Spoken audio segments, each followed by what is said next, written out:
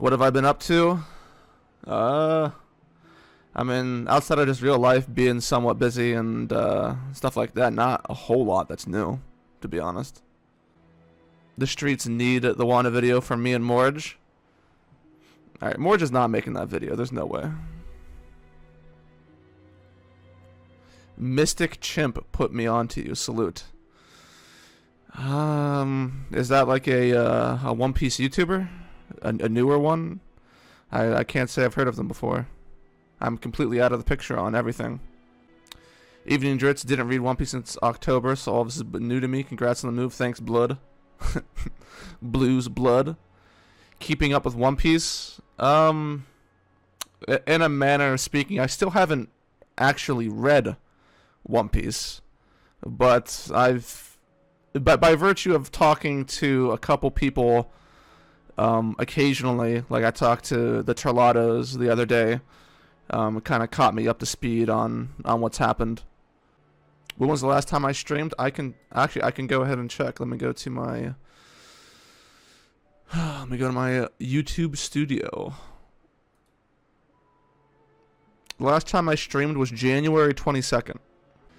Have I ever met someone IRL who recognized you and had seen your videos? I have met someone IRL that knew who I was, but they didn't recognize me. I was out bowling with Draco at some place, and one person who watched One Piece knew Brago, and he knew me by facto of knowing Brago. He said he's waiting for a time when he can put out a really positive video before the Wanda video. A really positive video on what? Do you think the Lakers have a chance to win the chip? I mean, there's always a puncher's chance. I wouldn't say they're favorites, but there's always a chance. The community missed you? That is just not true. Did I see what Kid did? I didn't physically see it, but I know what happened. Am I still going to make a Downfall of One Piece video for Wano? Yep, that's still in the works. Yo, what's up, Radman? A positive video about something else going on in One Piece, so the Wano video doesn't make him look like a One Piece hater. Doesn't Morge have, like, at this point, a couple dozen videos having nothing to do with Wano or Wano discussion in theories? What's, I mean, isn't that a good enough buffer? Is One Piece getting better now?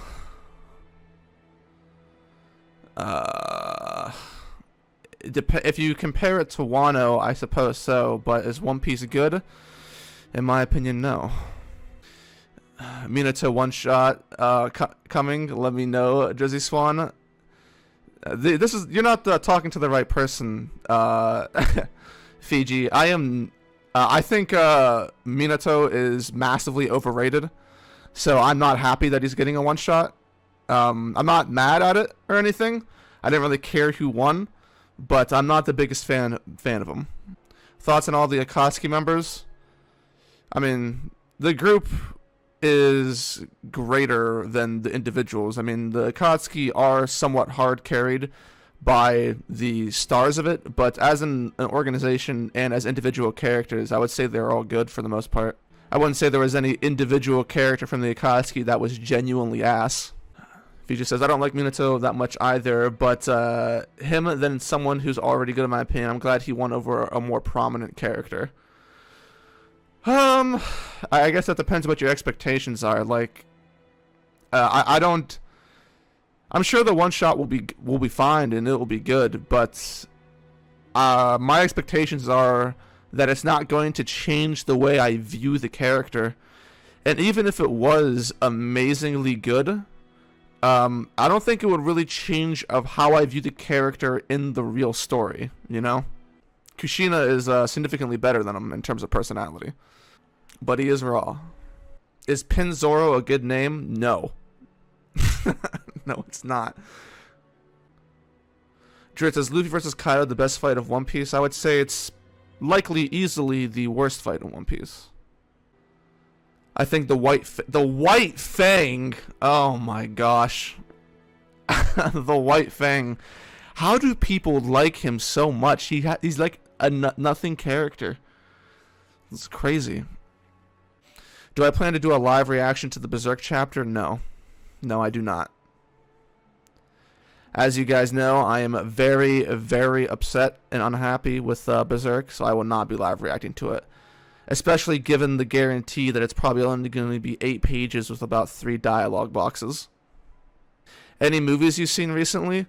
Yes, actually, I have a new movie that I stand currently. I saw it the other week, and I've been obsessed with it. And that is the 1993 Western movie Tombstone. Absolutely amazing movie, a masterpiece, in my opinion. Drizzt, do you think watching everything with a critical eye takes the fun out of media? Depends on what you mean with critical eye. I mean, the real thing is just where your standards are at. Like, I don't think most people, whenever they read or watch something, are actively looking for reasons why they shouldn't like it, right? Much of critical eye comes from just how you are able to interpret the story as it's happening. To me, a critical eye just means you go in looking, expecting to be entertained or desire to be entertained, and the quality of the story or what you're seeing dictates how you feel. Going in strictly to only be entertained and like coming to the conclusion before you see it that you're gonna like it, I think is a way worse outcome in terms of, well, certainly from an intellectual standpoint it's worse, but from an ignorance standpoint it's actually probably better. Dritz's thoughts on the Re:Zero Season 3 trailer. I didn't watch it, and I think I'm actually just done with Re:Zero. I don't think I'm ever going to watch it again. Season 2 was so horrendously bad that I don't think I have the strength to watch it again. Dritz, were you happy that your Downfall series exceeded your expectations of views? Yeah, I mean, to a certain degree, of course I'm happy. I like when the stuff gets views. If I had put that much work into something and it only got like 2,000 views, I would not be, there would be a part of me that's disappointed. So, yeah, I'm happy. You think Sakura's ranking was a troll attempt? I do not think so. I think, like I said, I think everyone is massively underrating how much or how big the Naruto fandom is and how deluded many of them are. I mean, look at another one of the rankings, which was how high Obito was, right? I mean, like, people who don't like the Fourth Great Ninja War, have very negative things to say about Obito. But there are many, many Naruto fans that think Obito is like a master character. All right, there's a separation here. It would be in the same way that you would expect like One Piece fans on average in a casual community to stand literally every character regardless of how good they actually are. The same happens in every fandom. There's really no exceptions that I can think of unless the series completely falls apart and then it turns the entire fandom on it. But as long as that hasn't happened, casual fans are probably going to enjoy mostly everything that's thrown their way. Ludic Neo says, recently just read Berserk for the first time and caught up to it in about a month, and I got hooked enough to buy the first 3 deluxe volumes. Let's go. Glad, well, obviously you enjoyed it, Neo, so I'm glad for that. What was bad with the Season 2 of Re:Zero? Execution of plot points, or the lack thereof, and mainly character writing. Would I ever do a Berserk review on the entire series, like the One Piece Downfall vid links? More than likely not. I don't think I would be inspired to do long-winded Berserk reviews like that. I also don't think Berserk as a series is as made up to be as lengthy as, say, One Piece videos are. I also would probably be less inclined to like do stuff like that, considering the massive split, in my opinion, between Berserk pre and post Miura. I would be tempted to do a video talking about the noticeable decline in certain areas of Berserk's writing over time, which, in my opinion, align with mental issues that Miura was dealing with. Miriam says, most people love Obito. I feel like most of the slander came from YouTubers who did live reactions back when the series was going on, and this is for the most part true. Many of the people who slander Naruto now are ex-Naruto fans or elitists of different series that just take what other people say about the stories and then just shit on them. But yeah, like there's a ridiculous separation between people who are critical of the stories they read and people who just, they consume. Consumers. Most people, by and large, love everything about Naruto. Have I dropped One Piece? Yeah, basically.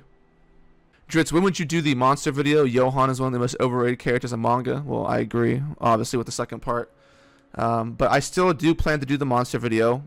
Obviously, it's sometime in the future in the making because I won't be doing anything until I finish this One Piece stuff.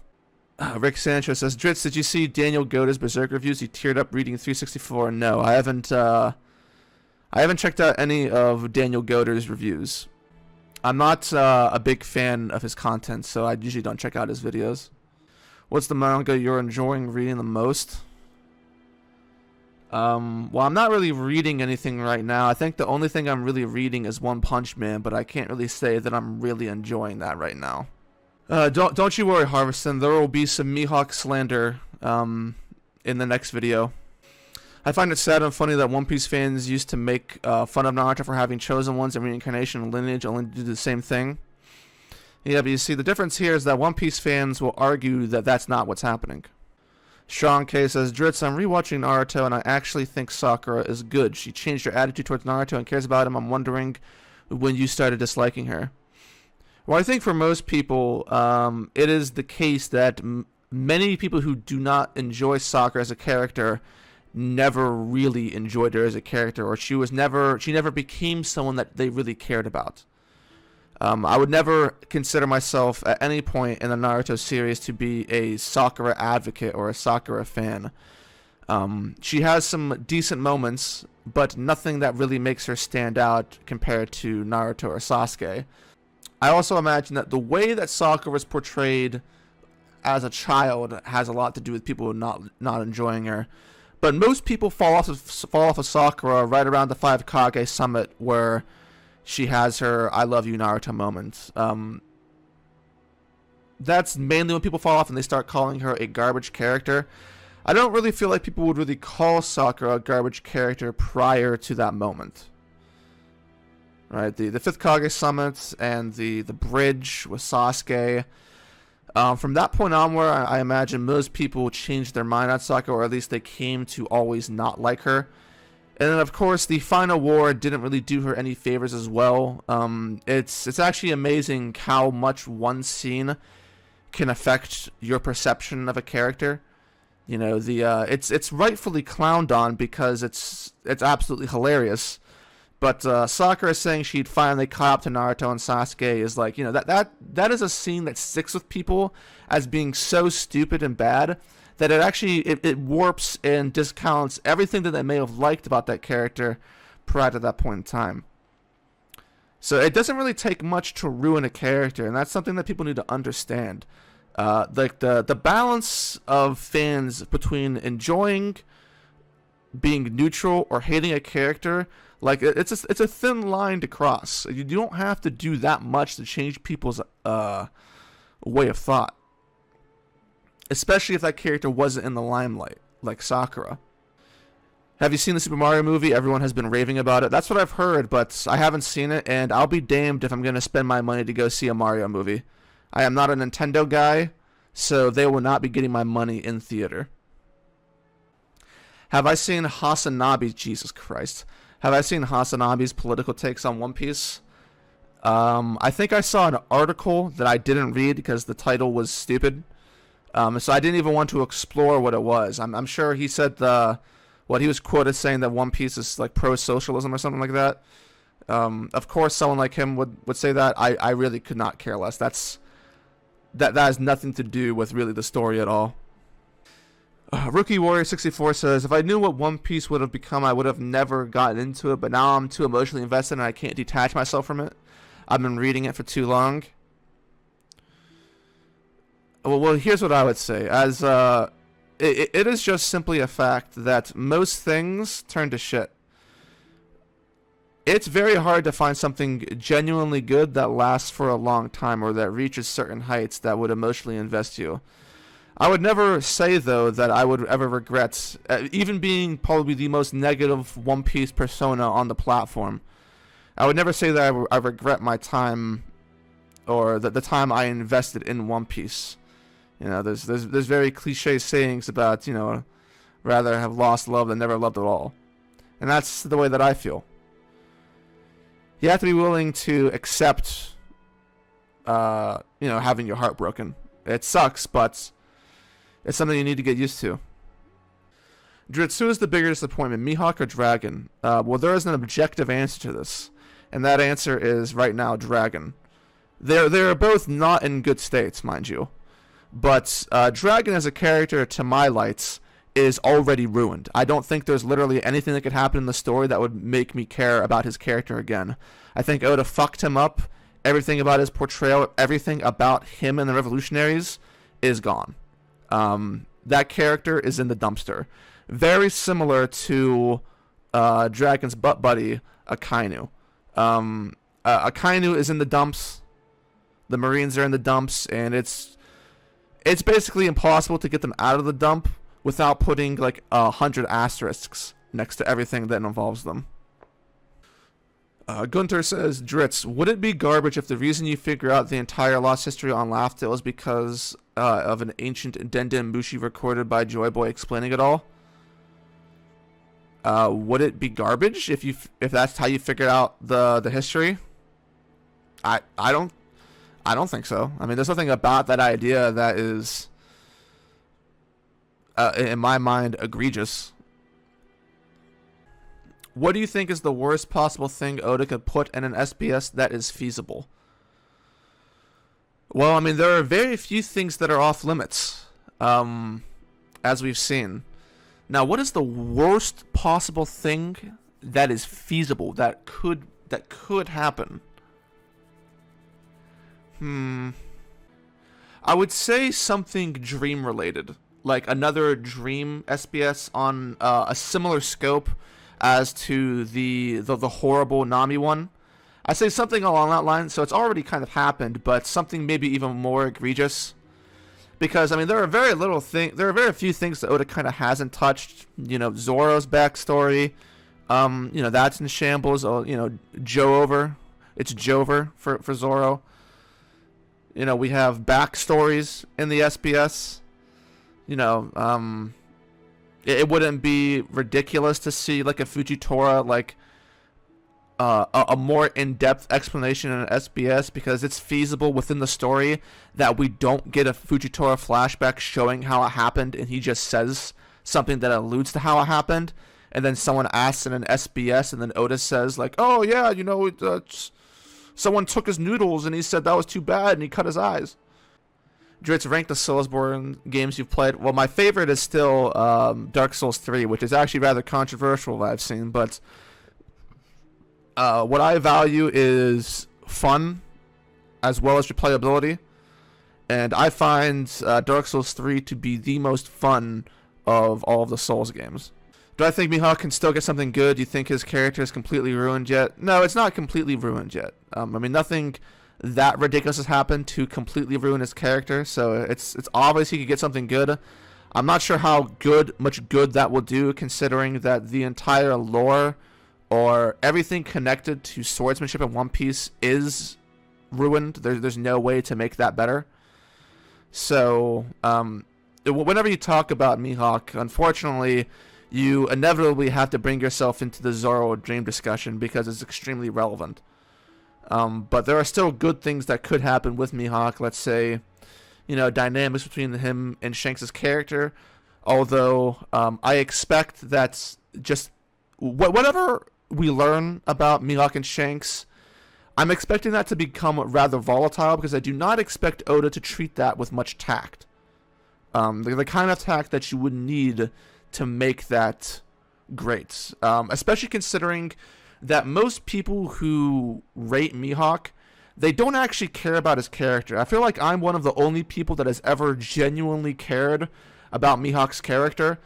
Everyone else is just obsessed with the true swordsman debate against Shanks and just are, pocket Zoro stands that just use that for their own agendas. So it's, yeah, I expect there to be some controversy whenever Oda does tackle this. And he will tackle it because he's already sort of given his answer. If you look deep enough. Dritz, if I were... Oh my god, I hate these questions. These are just like setting me up for failure.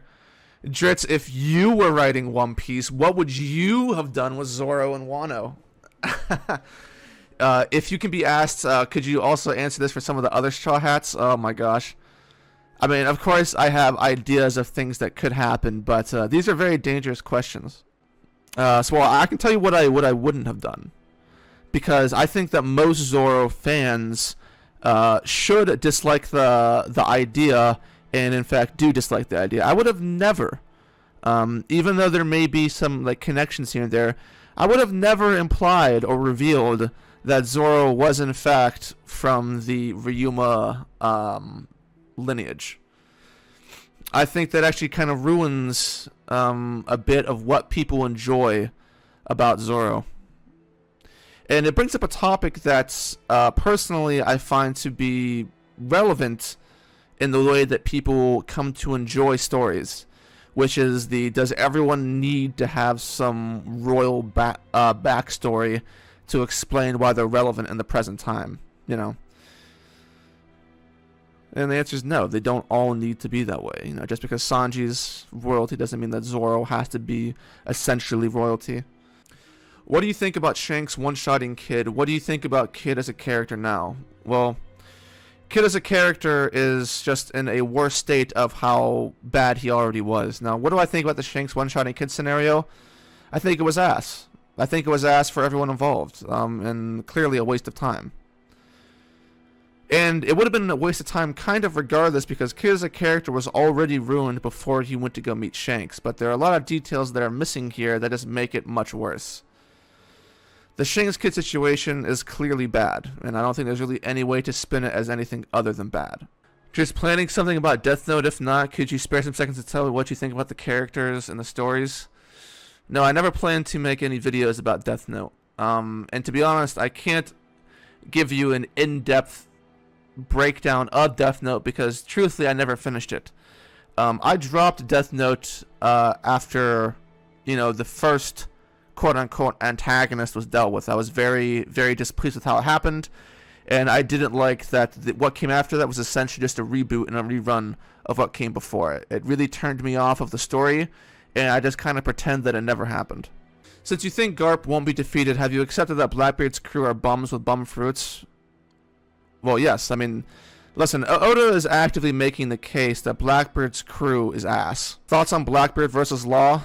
Pretty boring.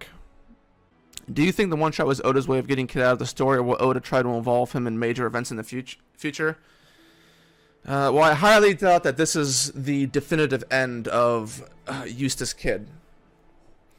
Now, will he ever actually matter? Probably not. Dritz, did I like the Robinson help me from Longy? No, I did not. It was a bad moment. Dritz, do you think the Quake made Blackbeard's fighting style more boring? More better? More boring? I feel like it's kind of hard to say that because it's not like Blackbeard really had a definitive fighting style. I mean, like, the only time we really got to see Blackbeard was in a short scuffle against Ace, and it's not like that has gone away. What do I think about Katang and Zutara?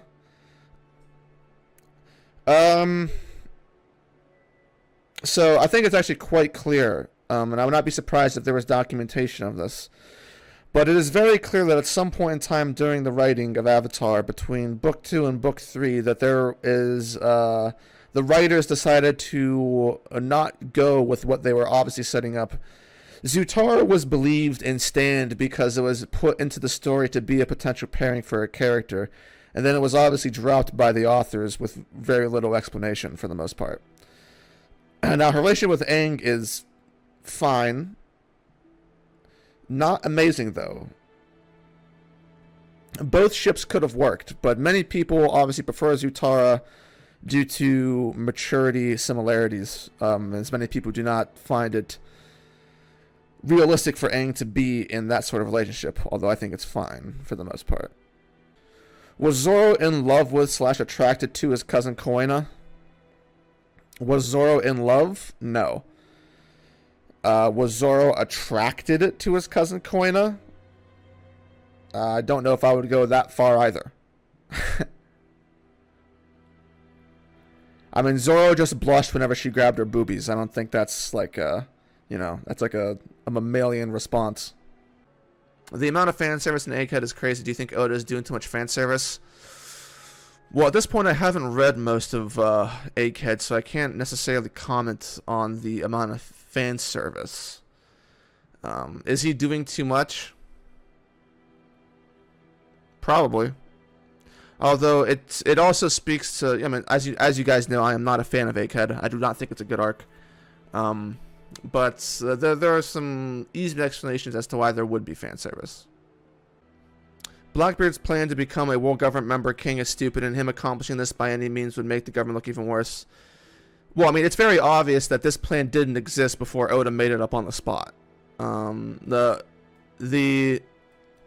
I said, the plot around Koby is absolutely bankrupt. It is completely bankrupt, and his plan, everything around anything that involves Blackbeard has somewhat been underwhelming, and not really matching what people really wanted out of Blackbeard. It's like I talked about this to a certain degree, but the answers for mysteries and explanations has not really been hitting. When people were thinking of, what was Blackbeard going for, they had these grandiose visions in their mind to match up what they kind of wanted Blackbeard to ascend to.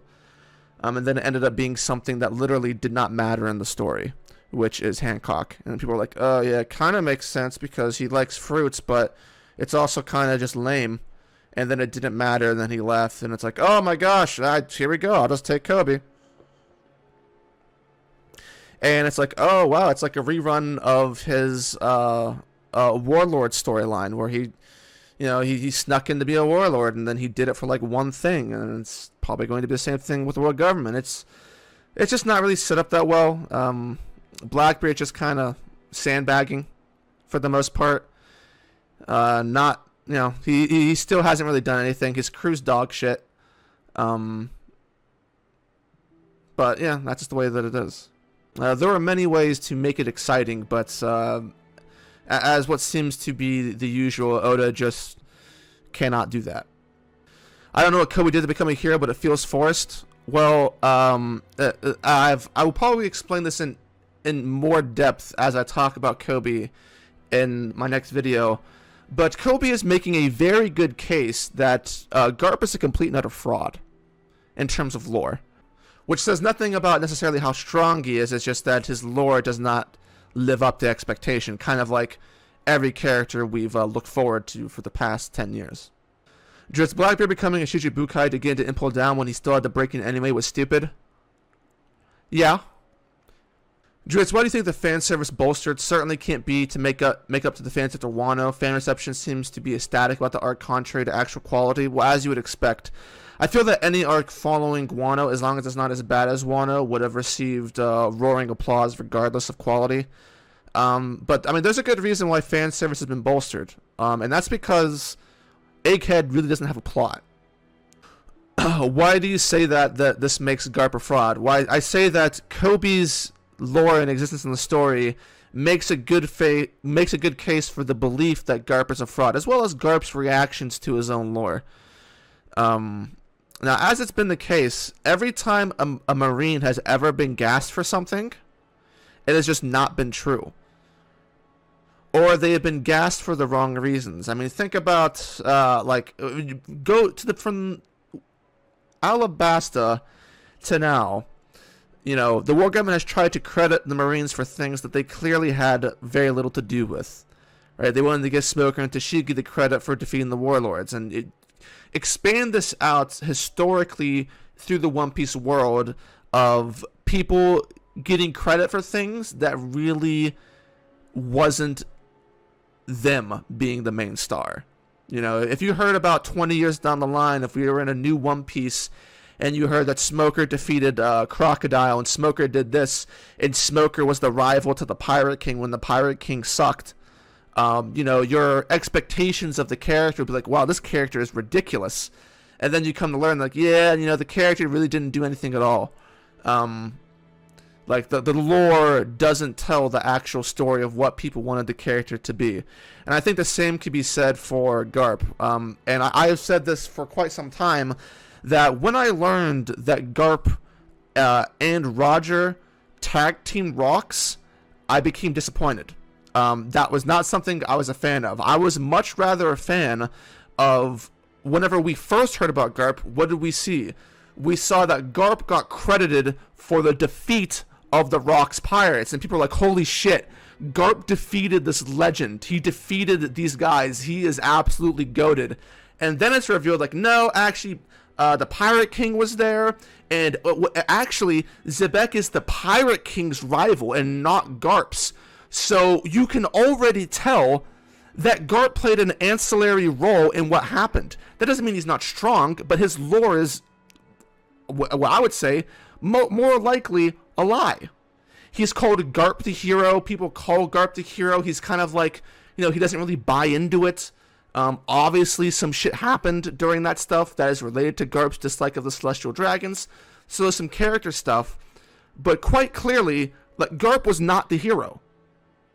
Garp was not the hero. He is not that guy. He is not the person who should be given the most credit. Right? The pirate is. Because Garp's a Marine, so he sucks ass in terms of lore. So yeah, I mean, like, and as we see, like, Kobe, it's Kobe is a direct dialogue to Garp. It's called Kobe the hero. Yet we've learned that every single incident that Kobe has been involved with, there's actually someone better that was involved. Kobe was at the Rocky Port incident, but actually that was Law's doing. Kobe was at Beehive Island, and he had something to do with some guy that was on Rox's crew, but it was actually all to support Blackbeard. Is Kobe getting the credit? No, not really. Kobe went to go grab Boa, but actually, Kobe really did nothing the entire time, and then Blackbeard showed up. And then he was the main focus because he's the pirate, and Kobe's just some guy. Like 20 years down the line, when people tell the lore of these characters, it will not match up to how you think about the character or what you want that character to be. And the same is going to be with Garp, or what I suspect with Garp. It's why I've told you guys that I fear what will come out from Aokiji and Akainu when, if we get any more information on what actually happened with them. Because it is more likely now, given the way that Oda's been writing, that Akainu did not actually beat Aokiji. And that actually has some very serious consequences for the way you view characters. And it is the same consequence for characters like Kaido, whose entire lore is Mickey and ass, and does not match up with what people wanted or expected on him based off of his introduction. Right, the lore does not match up. It does not meet expectations, and I've made this case several times that almost every character in One Piece, as we're learning, is a fraud in some way, shape, or form. And these fears can be these are me projecting my fears, but as you know, I have expressed how I think this fear will extend to Garp, as I've laid out. I think there's a chance it could extend to Mihawk, that will have unintended consequences on how people view the characters. It could happen to Shanks as well, although maybe to a lesser degree. But any involvement with Shanks will obviously have some effect on characters that are related to Shanks, such as Blackbeard and or Mihawk, right? People have lots of expectations for Blackbeard because he was able to get a one-up on Shanks in what we assume is a fair way because Shanks said so. But would I be surprised to learn in the future that it wasn't actually that fair and just like Shanks didn't complain about it? Because pirates, blah, blah, blah. No, I would not be surprised if young Blackbeard actually wasn't him. So that's what I'm talking about when I refer to Garp fraudulence. and the consequences this has on other characters. And I'll be talking about this in depth when I get to the video as well, because I think it's a conversation that isn't really had very much in the community, and I think it's a net negative so far in the story. In Nurse Whitebeard's rivalry with Roger, yes, now that we found out that Roger's actual rival was Xebec, it does paint the Whitebeard rivalry in a more negative light. And this is already on top of the fact that Whitebeard, like, he's the strongest man, but is he really? The title didn't really mean anything, you know? Wait, how do you know Roger and Garp didn't do equally as much? Well, based on what, like, I'm giving you a projection. Do I actually know? We haven't got there yet. I'm just telling you based on projections of lore within the Marines, how it doesn't add up, and lore between characters not adding up to your how you envision the characters. And given the relationship between Roger, Xebec, and Garp, I do not think there is any realistic expectation to believe that Garp did as much as Roger. Like, imagine this scenario played out. Imagine 20 years down the line, right? People talk about the new generation taking down Kaido and Big Mom, and people were like, yeah, Law and Kid did just as much as Luffy. No, they did not do just as much as Luffy. Luffy did like 3 times the work of them. It was, in fact, the only star there, right? So, like, the favoritism applies, and it has consequences. Well, like I said, Eric, well, my argument is that it is not as if I'm saying that these characters will not be strong or aren't strong, right? Every character that is supposed to be strong will, in fact, be strong. They just will not match up to how the story has pictured them out. Like, so Garp is obviously very strong. He's obviously comparable to Roger, in some significant way. But, and Kaido was obviously very, very strong. But that doesn't correlate to how that interacts with the lore and, the things that really happen in the story that affect the portrayal of characters. So Garp will get his sauce, but, the point still stands. Dritz, what do you think of the massive shift in the fandom's opinions on Whole Cake and Skypiea? So I know what you're talking about for Skypiea, but I'm not too sure I know what you're talking about Whole Cake. Are you talking about how, following Whole Cake was the most controversial arc in One Piece in quite some time, with it being clearly a divisive arc that people were tired of talking about because there was a lot of negative things that could be said about it. And now people think that Whole Cake Island, for many bad reasons, is an amazing arc and just peak One Piece. So that's the way people view Whole Cake Island now, and there are several reasons why that's the case. And as far as Skypiea has kind of been getting way overrated for many years. Will Sanji get Conqueror's Haki at Dritz? Well, let's see if he gets hardening first. Sanji has no hardening. I just assumed he did. Nowhere in... I've argued about this since Act 2 in Wano. But yes, nowhere in the canon manga is there any indication that Sanji has hardening. It has never once been used.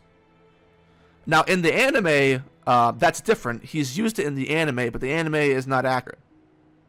I'm sorry, but Sanji actually never had hardening in the manga? No, it's never ever been used. There's no definitive panel.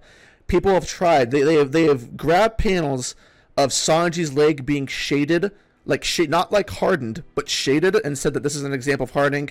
It is not an example of hardening. Right? It has never been used in the story. Sanji has used armament haki, but armament haki and hardening haki, until further clarified, are not the same thing. Because they were stated to not be the same thing. Dritz, would you accept One Piece's story becoming good again if in exchange it's in the Baki art style? You son of a bitch. Dude, every time I stream, someone has to bring up Baki, and it's fucking art. Stop it.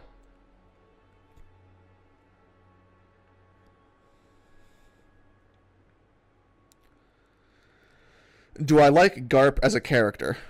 I like Garp. He's one of my favorite characters in the story. I think that there's a lot more that could have been done with him. And I think a lot more should have been done. Well, not a lot more, just more should have been done in the Reverie and specifically with his dynamic with Kobe, so that we could actually get some stuff that fucking matters with the Kobe dynamic. I love Garp pre-time skip. There's not really such a thing as Garp post-time skip. There's potential, and that's kind of all there is. But I do enjoy Garp as a character. He's one of my favorite Marines. Do I think Smoothie will actually do anything before this manga is finished?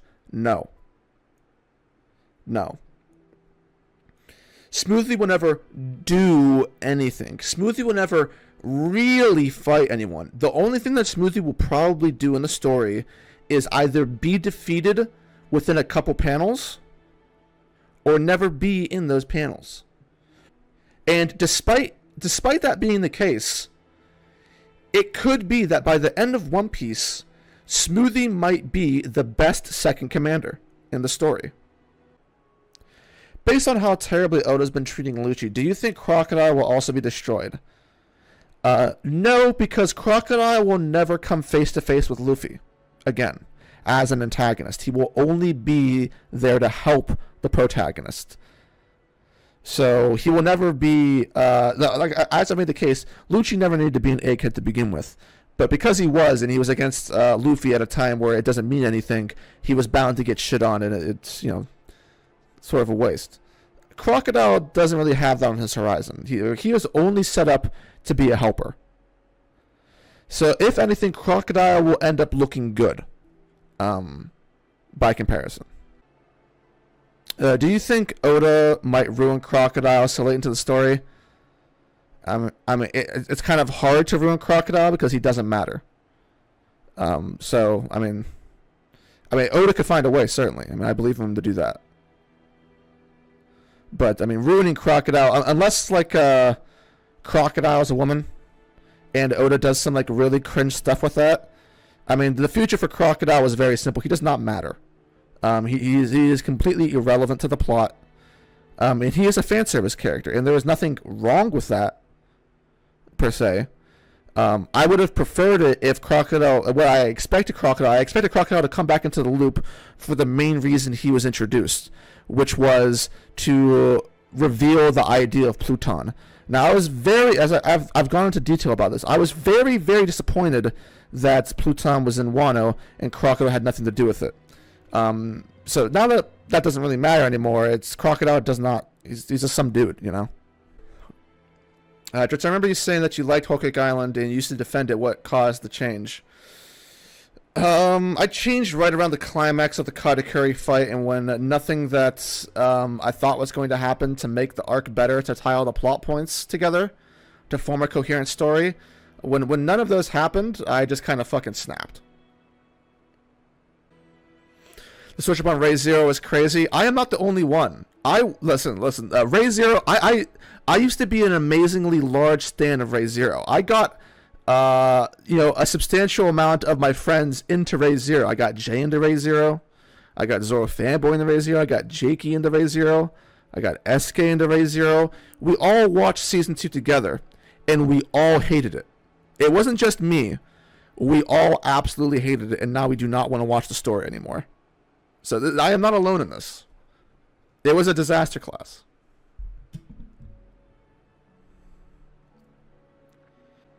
Yeah, it was the same for me with Wano, but I'm just trying to enjoy One Piece for what it is. It's really weird compared to how much I used to anticipate each chapter. Things change.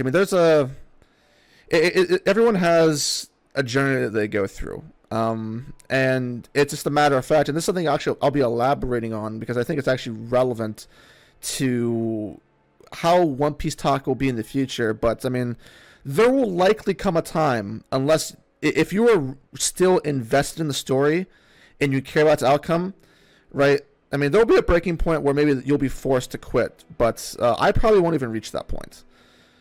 I probably will not finish One Piece in terms of reading it. Maybe I'll hear about it because I'm friends with people. But I'm at the point now where I really just I don't even need to see the end.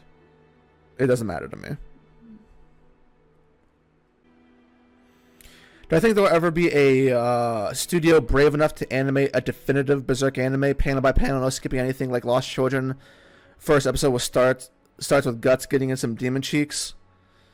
Prior to Miura's death, the answer would be a definitive no. But now that Berserk and everything about Berserk has changed, it is more likely that at some point in time, someone will completely remaster Berserk as a studio. Now, it's sad that it would have had to come to Miura dying for any studio to not suck ass and actually do the story justice or find the funding to make it not ass. But that's the only scenario I can see that happening in. What's up, Zaton? Would you like your video to change how Wano is perceived by the fandom? Well, here's the thing. It is impossible to completely change the way most people view Wano. That is just not going to happen. There is nothing that could be said. I could make the most sound arguments imaginable. If there was such a thing as being 100% objectively correct about Wano, it wouldn't matter if I was right on it. People will not just change their minds like that.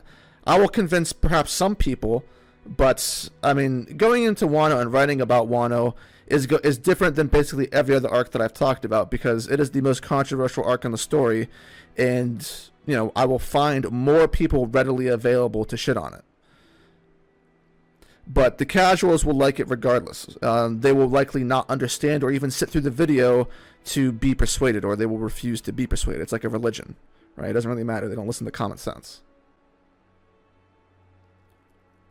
Nor does it matter to them, and it doesn't really matter if their opinions do change.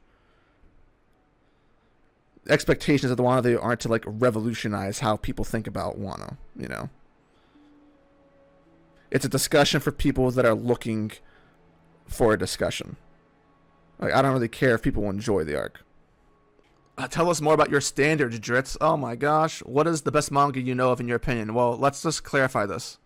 I haven't read a whole lot of manga, so it's not like you're talking to some guy who considers himself a savant of manga, who's read all of the classics, and I've read like the Jung and Freud equivalent in the manga world, and just have the most sublime taste. All right, as a matter of fact, I've read mostly not that many manga.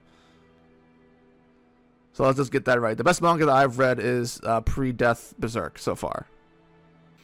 Any popular opinion on a story that you disagree with to the point that you find it annoying?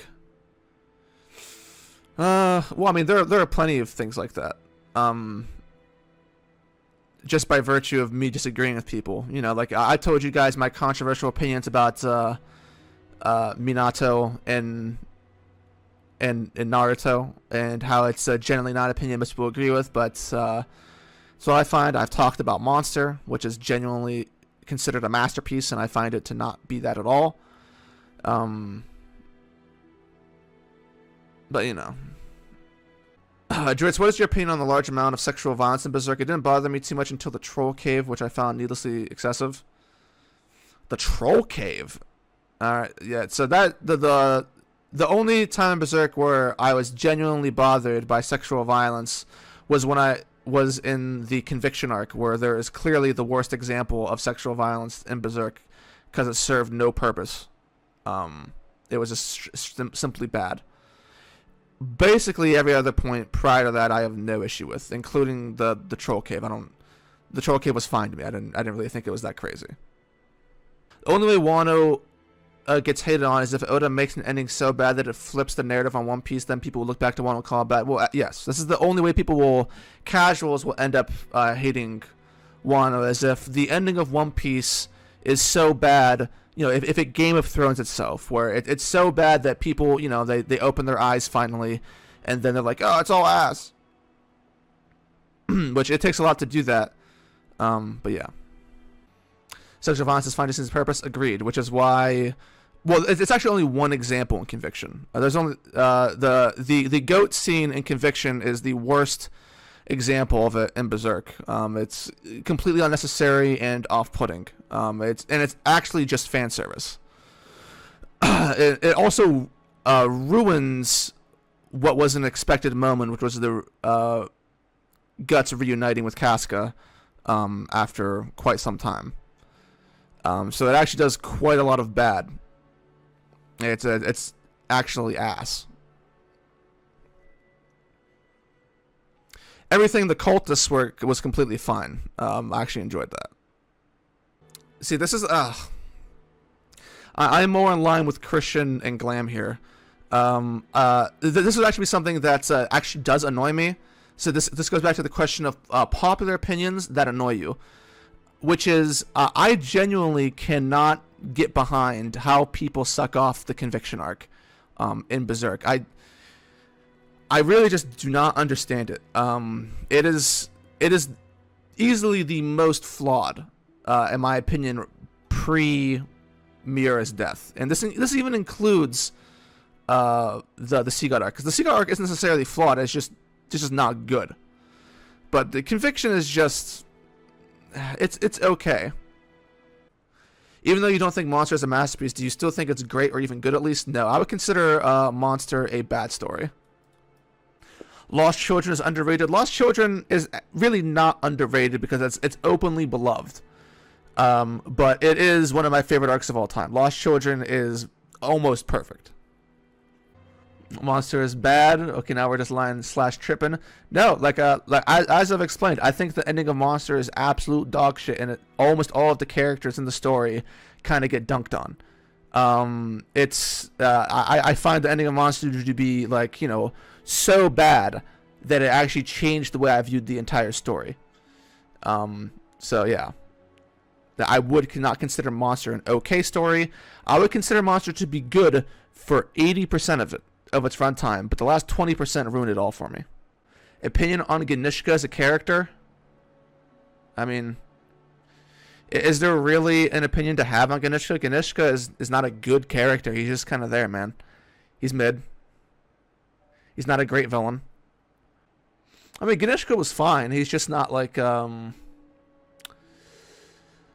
know, he's not one of the better apostles, you know? He's okay. I think he could have been better, but he's serviceable as is. I'm surprised majority of the chat dislikes Conviction. I've read Berserk quite a bit and still love Conviction. I mean, that's completely fine. I mean, there's nothing wrong with loving Conviction. But, you know, I would just say that I think that it's, on average, it's overrated. It wouldn't be like my reaction to it wouldn't be so severe if I didn't see so many people say or talk about how it's like better than Golden Age somehow, or that, you know, or like it's better than Falcon, or, you know, stuff like that. It really does not make any sense to me. I cannot get behind, you know, what causes people to have those opinions. Fourth Grade Ninja War was the worst ending to an arc I've ever seen. Yeah, well, it's one of the worst that I've ever seen as well, and I think Monster also has one of the worst endings I've ever seen. Well, there's a difference between like those are all fine opinions, Blues. Like I still enjoy Conviction, but like, you know, as I mentioned before, like whenever I see people read Berserk, you know, Conviction, I am not excited to watch people read Conviction.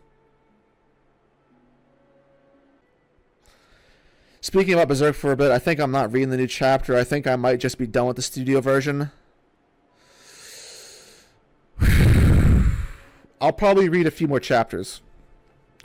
But I'm not going to lie. I wished that, like, you know, there hadn't been a chapter for many, many months. I was hoping that it kind of got dropped low-key. I wish they wouldn't write any more chapters now.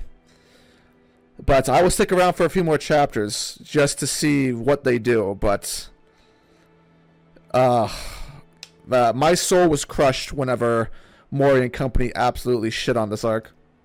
In only 5 chapters, no less.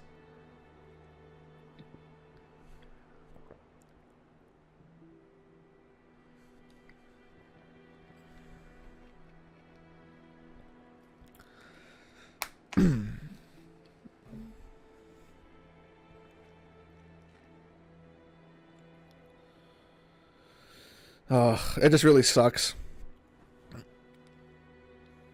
like whenever I saw the news that Berserk was continuing, my entire day really just kind of got ruined.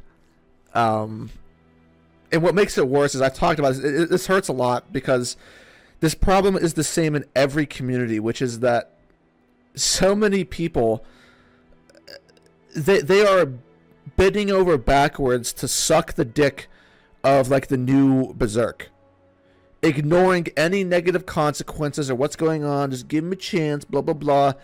And people are bending over backwards and just praising Mori and company for really just butchering the fucking story.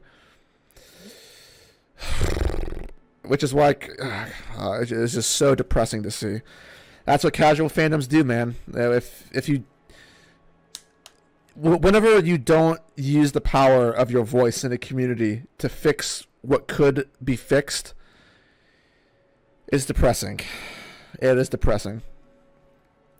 In every circumstance around Berserk, it means it was going to get support no matter what, because of Miura's death and the nature around it, and Mori being his best friend, people were never going to criticize or point out the bad shit that's going on, because they're letting bias get in front of what could be actions that save the story. It is an abomination. And when I made those 2 Berserk videos on the channel talking about the issues I had with the new Berserk and what could be going wrong, people agreed, and then people were just like, "Oh, you're absolutely crazy." I look on Twitter, I see commentary about Berserk, and it is really put a sour taste in my mouth, because it's just like it is so obvious that what happened is really bad.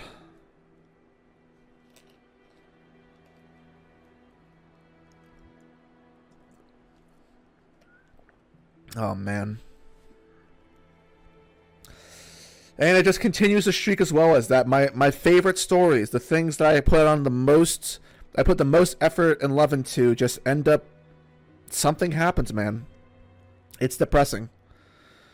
It's depressing as shit. You just be happy you're getting anything. Oh my gosh, that was just... Oh. Right, these are those are the arguments you're going to expect from people who are just not thinking critically, or just like too emotionally engaged in something to see it for what it is. Yeah, it's the thing is, like, it's actually really, really hard to have a conversation about Berserk, because the circumstances around what happened create such a wall that it prevents people from really having a conversation that could literally save the story. Like it's very unfortunate. Very, very unfortunate. And it sucks because I loved Berserk more than anything, and seeing this happen is just... it's sobering. It's very sobering. Because I was very, very positive heading into it. I wanted them to continue Berserk. I thought that was the best choice. Even if things were going to go wrong, I wanted them to continue it, just because it could be good. But the Japanese have Japanesed themselves once again with their stupid ideology. And here we are. Here we are. It sucks. How could having a conversation save the story?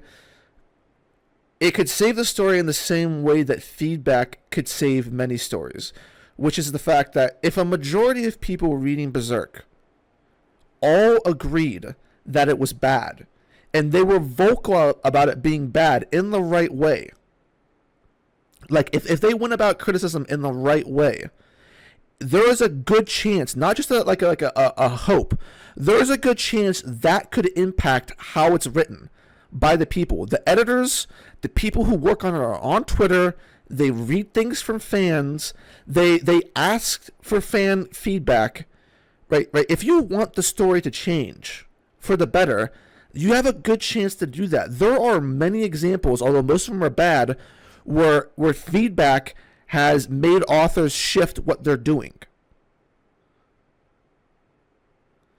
So if everyone was on the same page and went about having a constructive criticism of the story that would change the way that Mori and company thought about writing it, where they became more aggressive and did things that need to be done, that could legitimately save the story, or save it until like the next issue is run into.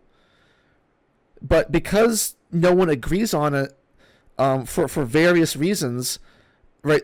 All it says is whenever you only see positive support of the chapters, when there is overwhelming praise for what you're doing, then obviously nothing's going to change unless the people can figure out themselves that something's wrong, which is likely not to happen. And I mean, like, this is a conversation that could be had with Berserk. This is a conversation that could be had with any story. It's something I'm going to talk about with One Piece as well, because there was a clear example of how feedback could actually change what Oda does in Wano. But we can't take care of it now. Oda's also probably too far gone for it to really work right now, but there was a possibility that it could have. But, I mean, the voice of the people really does matter. I mean, it does change things. People take notice of it. Bleach came back only because the fans decided they wanted the final arc to be done right after waiting for a decade, and Kiba was surprised by this and decided to animate the final arc this time. Yeah, the voice of the people do matter. I mean, like, the voice of the people mattered in Bleach specifically. I mean, like, this is an example of how people can actually negatively affect the story, but, when a character death happened and the community was so outraged, they literally forced the author to undo it. I mean, like, the people matter. Which is why it also matters that you do things for the right way, in the right way. You don't just be like a fucking mongrel in what you say. Like, you say it with good intent. You say it, in a way that doesn't sound stupid.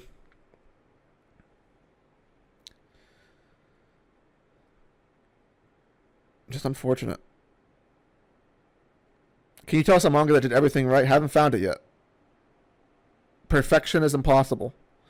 I will likely never find something that did everything right.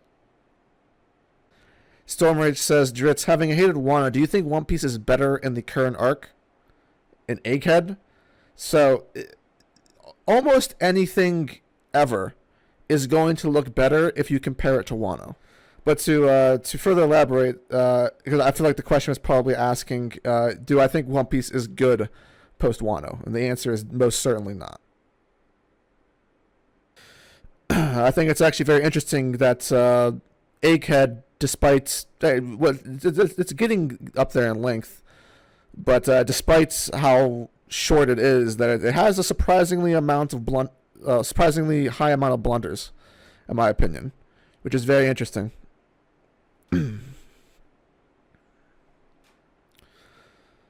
Dritz, would Mihawk get any feats that can put him over Shanks, or is he a fraud like we all thought?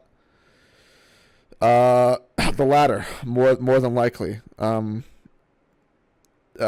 I've talked about this before. The best case scenario that is realistic in the story at this current point in time is that Mihawk is equal to Shanks. I don't think there exists with how One Piece is written. Maybe in a different world, if Oda was different, Mihawk could be stronger than Shanks, but I don't think that's the case. Act 2 was low-key the biggest issue. Well, I mean, it's hard to say because Act 3 is extremely, extremely long, but as I have explained, Wano was over as soon as Oda fucked up Act 2. It was just a matter of procedure at that point, is how much Oda could bury it by throwing hands, which, I mean, as we see, that turned out not good, so it ended up being significantly worse. By the end of the Oden flashback, Wano was Owari Da. The crew's reaction to the Oden flashback is so unserious when you look back at it. Well, it's actually funny because the crew's reaction to Oden's flashback is just another testament to how badly Oda really wanted to fucking make Oden work. Oda, like, just imagine this. Oda had the Straw Hats react more to Oden's story than the Straw Hats have reacted to each other's story. Right. Oden's story is the only story Luffy has ever listened to. Before then, it never mattered. The past is the past or whatever. But Odin is so great that Luffy just had to be like, oh, that's so bad. And Nami's crying, Usopp's crying, fuck whenever they heard about, Nami's backstory. It's just Odin. What happened with Odin is just, oh my god, he's the greatest man of all time, and everyone's just having blah, blah, blah, blah. It's like, okay. All right. The dick sucking of Odin began in Act 1. I can't wait until Odin's brought up again. Like post Wano, when someone just brings up Odin's name and they talk about how amazing Odin is. The story will be officially over whenever Mihawk mentions Odin and talks about how he was like the greatest swordsman of all time or some bullshit. Other than Ryuma. I met Odin when I was younger and he smacked me up. I told you guys this guys before, but it's going to be some bizarro world shit. If the day ever happens when Oda tries to I can already see it. Like just imagine how One Piece fans would defend this. I talked about whenever Oda expands on the Mihawk lore, and Mihawk is just like the Bizarro World version of Zoro. Mihawk has the cringe-inducing title of the Marine Hunter. Zoro says a scar in the back is a swordsman's shame, and we've never seen Mihawk's back. And then Mihawk will be the pirate that always ran away. And people are like, oh my god, it ties back into Zoro. And that's why Mihawk smiled when Zoro said it, because Mihawk knows he's a bitch. And oh my god, the writing. Fuck. It's all coming together, guys. It's all going to come together. Mihawk will be a fraud. Shanks lost his arm, so he couldn't really be the world's strongest swordsman. He will have won the fight. People will have started calling him the world's strongest swordsman after Shanks lost his arm, and it will completely ruin Mihawk's title. But don't worry, his character will have quote-unquote depth. So, it's whatever, just fuck. Mihawk's character died the moment Jozu blocked his attack. Well, that actually got a fair amount of copium, because as it turns out, all of the Yonko just suck dick. So in retrospect, any character can do that to a Yonko. So, fucking hell.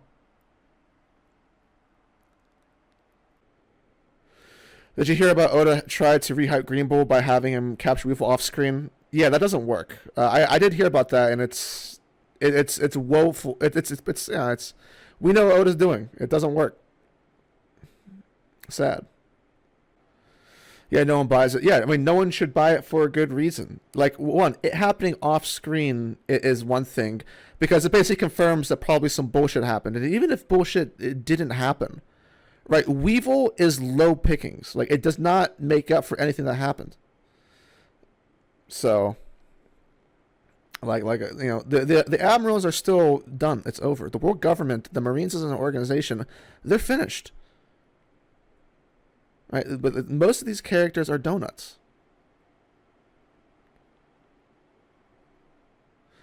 Still on the Admiral train. I abandoned the Admiral train long ago. It is over. As soon as what happened to Akainu and Green Bull, right? It is over. These characters are done as far as I'm concerned. I am off Akainu. He's not as bad as Dragon yet, but he is getting there. In time. Everything about Akainu doesn't make any sense. It's already happening. That's why people hate Shanks already. Sen falls up and say my younger brother, who's a Shanks tard, said the same thing. He told me Oda is gassing Shanks too much to the point where it's absurd and unappealing. Yeah, and this could very well happen. This is of a kind. This is what Oda has been doing to characters he is desperate for people to enjoy. Now, Shanks is a bit of an anomaly because people already like Shanks, so Oda didn't necessarily have to do it in the way that he's done it. But people like Katakuri, people like Odin, the prime example, where if you gas a character so much, but then everyone else gets shit on, it could have the exact opposite effect. Now, everything around Shanks could have been better, but whenever other things are completely sacrificed for what seems to be no good reason, there is an it's justified, but it's not related to what the characters are actually doing in the story. It's what the author's doing. The author, by helping destroy his own world, will have a negative aura put over certain characters, such as potentially Shanks. But execution, as I always preach, execution is always the key. Everything could be good if executed properly. I mean, like even like the people were mad are mad because of the one-shotting Kid, but Shanks could have one-shotted Kid, and it still could have been good, right? If the writing around it was in any way coherent or good or what amounted to anything, like it was backed by something that wasn't dog shit, it would have been fine. But this is all the fault of Kid being a non-character. Basically saying that Oda should try anything. Well, I'm just saying that Oda should just like write competently. Right? I mean, like what One Piece has devolved into post Wano is basically if you're looking for any sort of quality storytelling or anything with purpose, you are not going to find that.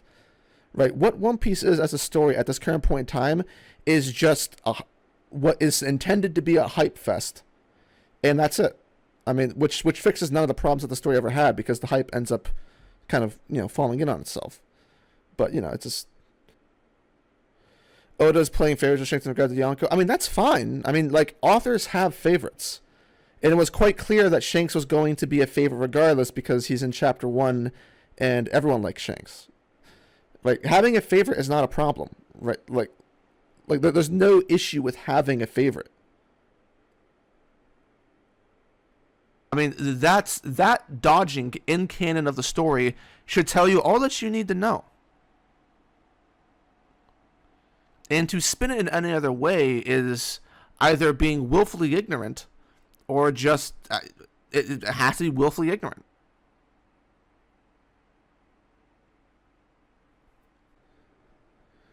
Is Gear 5 the worst MC power-up in Shonen?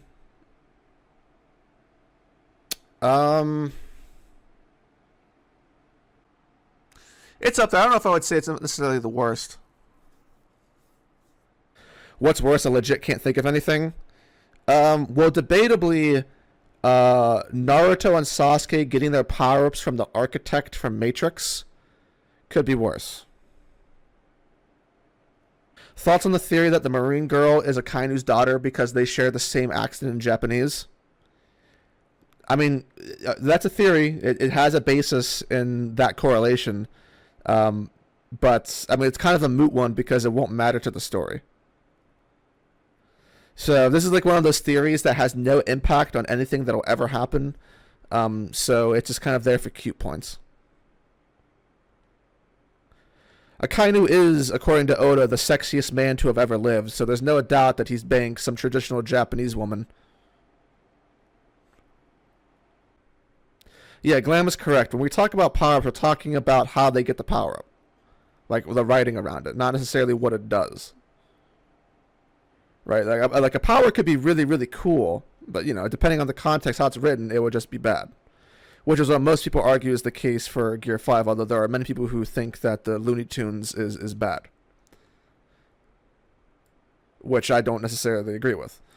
I refer to Gear 5 and stuff like that as from the writing standpoint. Just like when I talk about the Naruto power-ups, which are cool, kinda, but the writing around them is just complete and utter.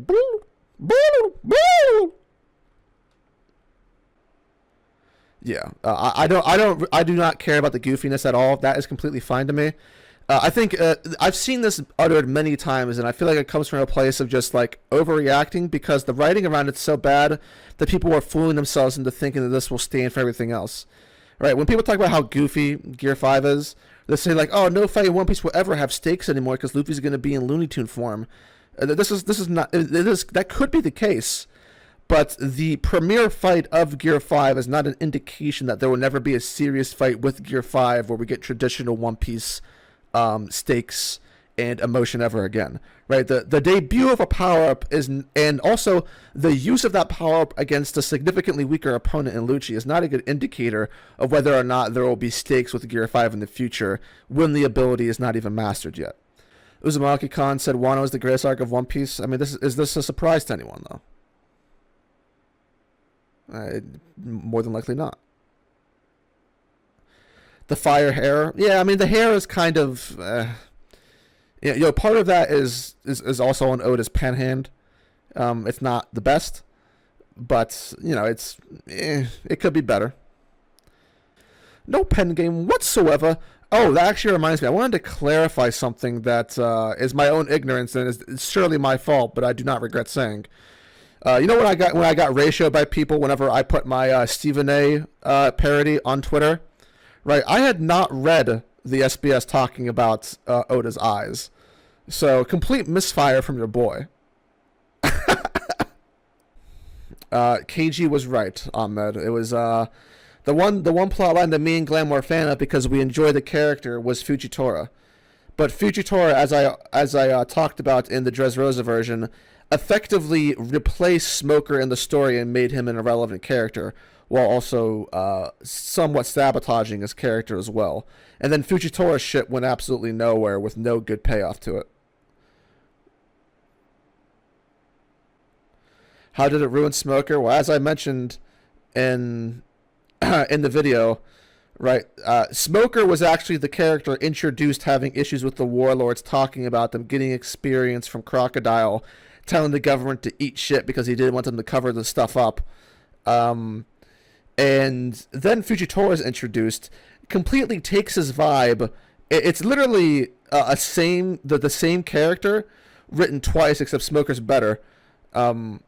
But then Smoker says, yeah, I'm too much of a pussy to have told the world government off, when he already did, when talking about Fujitora. And then, like, obviously nothing has happened with Smoker in the entirety of the time skip other than being exposed for not being that strong. So, yeah. Smoker was sacrificed for the inclusion of Fujitora into the story, and then nothing happened with Fujitora either.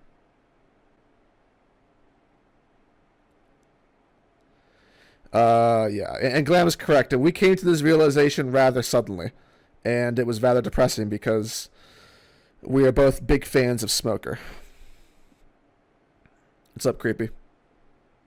A lot of that can be attributed to Oda trying to make Kobe the marine rival of Luffy, which I really dislike. I mean, he's not even really the marine rival of Luffy either. He's more like the marine fanboy of Luffy, which was technically also kind of Smoker shit anyway. Although Kobe was introduced first. What do you think about Kobe being the future of the Navy? I am not a Kobe fan. I'll say that. I do not dislike Kobe, but he is grossly underwhelming and lacking of moments to actually have that him being the future of the Navy mean anything to me. Right, if you had inserted Smoker's moments into Kobe, then it would mean something. Garp was hyping up Kobe to be the next hero of the Marines. Yeah, I know. I mean, like I said, similar to Garp, Kobe will end up being relatively strong, more than likely significantly weaker than Luffy. And he will, quote-unquote, be the face of the Marines, but in terms of, like, earning it or the lore behind it, it will be, fraudulent. I mean, like, listen, I said this before earlier, but this Kobe plotline is, to say the least, lame. Woefully underwritten and really not dramatic in the least. But Dritz, Kobe has the biggest glow up in One Piece, meaning he's good. Well, technically Marco does, considering how awful his first design was. But, my God, man, like... It would have been fine. Like, imagine Kobe actually getting any focus in the story outside of just like coming in as soy boy pants whenever he hears news about Luffy. It would have been quite something to actually see on panel something about the relationship between Kobe and Garp at any point in the story. That could have been cool. This Garp stuff could have been built up. But there could have been stuff at the Reverie that sort of was the beginning of this stuff about Garp. Blah blah blah blah. There could have been, in fact, anything about Garp at any point in time. This is like a non-developed plot line that is there for, like, the idea of it rather than the writing substance. Garp dying is, like, the most anticlimactic thing that could happen. I would not, Jesus. You realize the only it's just actually true. The only in-story interaction we have between Kobe and Garp, it's not even between those two characters, is when Kobe does something in Marineford and Garp says, "Kobe!" That's the only time we've seen them together. That wasn't in the cover story. Oh my gosh. I mean, it's like Garp has like a plot line, right? But imagine like the reason for like Garp existing for the rest of the story just being underwritten, which is to like right the wrong of what he did in Marineford, which is like what's supposed to be happening here with Kobe, but there's like no writing behind it. Imagine. I don't know, man. It also doesn't help that this Kobe Blackbeard situation, it has a red stain on it because it came at the cost of literally lying to the audience about the Boa situation. And just like, oh, kick the can down the road. I don't know, fuck it. Kobe got captured now. Let's care about this thing. Nothing happened here. Let's look over there. What would Tsuru even teach Tashigi? Do you know the fruit that Tsuru has? What could Tsuru possibly teach Tashigi that isn't just be a woman? Oda's probably giggling hard, giving her the wash fruit. He probably had an argument with his wife that day, and he's like, fuck you, this is... I'm gonna write this into the story. Then you'll never know, because you won't read it. It's crazy how Oda treated Mama and Smoothie being the only Yonko commander. Yeah, it's what a coincidence, huh? Man, there's just no correlation between how Oda writes women and how he treats them. It's just funny, whew, woo! Yeah, I wouldn't have guessed it, Kong doesn't even suck. Kong just exists in the story, right? Like there's nothing to say about him other than he has big forearms. Right, he is just some guy. I explained to you guys there is nothing that the Cross Guild as an organization can do. That I mean, it's a completely bankrupt idea. Like you're not going to get anything good out of it, and anything that is high ranking would not actually be good for the story, because all of the Marines suck except for the admirals who also suck. But anyone hunting an admiral would be like heinously bad.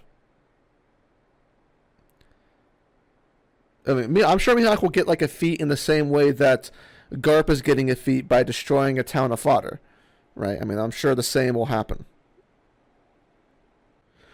Yeah, but I mean, it's just like, it's like the revolutionary stuff could be more interesting if anything was shown. Bonnie could be more interesting if there was like a coherent plot around Egghead that actually like utilized the characters in any way, shape, or form. If the Among Us plot line was in any way entertaining, if the Straw Hats were, I mean, they really shouldn't even be here, to be honest, but they are.